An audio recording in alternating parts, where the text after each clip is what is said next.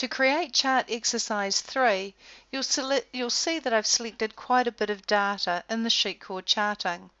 I've selected A4 to A8, B4 to B8, D4 to D8, F4 to F8, H4 to H8, and the total. Because when I look at my notes, I can see those are the years that I need to show on my chart as well as the total. Oops, no, sorry, I don't need the total. So I'm going to hold the control key and unselect that range there. So this is the range I need to select.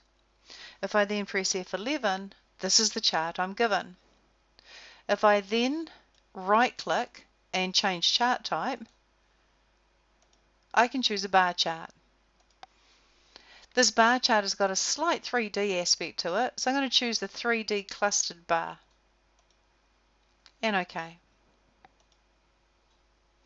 I can see that my axes are looking good. I now need to go to basically my quick layout. So I'm going up to the ribbon and I'm choosing quick layout.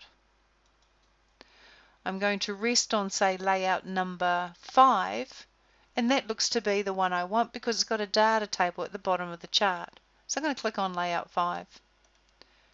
And here's my data table at the bottom of the chart. Other than that, all I need to do is change the title to volume by type. And that is chart exercise 3 completed.